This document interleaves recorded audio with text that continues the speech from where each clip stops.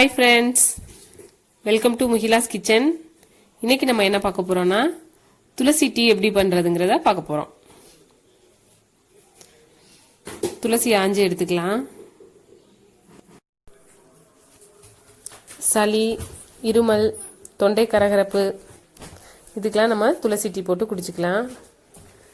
தலைவலி, கடுமையான உடல் வலி கூட துளசி டீ ரொம்ப நல்லது.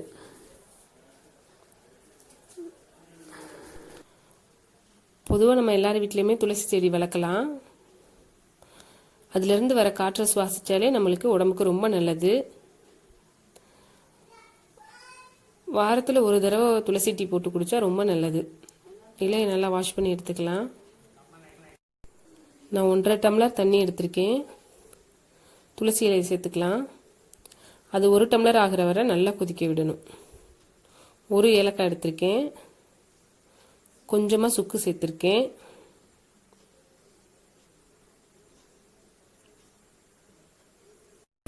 தேவைன்னா நீங்கள் கொஞ்சமாக ஜீரகம் கூட சேர்த்துக்கலாம், ரொம்ப நல்லது. நல்லா மிக்ஸ் பண்ணி விட்டுட்டு ஒரு 10 மினிட்ஸ் நல்லா கொதிக்க விடுங்க. நல்லா கொதிச்சு சாரெல்லாம் இறங்கிருச்சு. இப்போ நம்ம வடிகட்டி எடுத்துக்கலாம். இந்த டீயை வாரத்தில் ஒரு தடவை போட்டு குடித்தோம்னா நம்மளுக்கு ரொம்ப நல்லது, உடம்புக்கும் ரொம்ப நல்லது. நீங்களும் ட்ரை பண்ணி பாருங்கள். நம்ம பனங்கற்கண்டு, நாட்டு சர்க்கரை, தேன் இதில் எது வேணால் சேர்த்துக்கலாம். ரொம்ப நல்லாயிருக்கும், டேஸ்டியாகவும் இருக்கும்.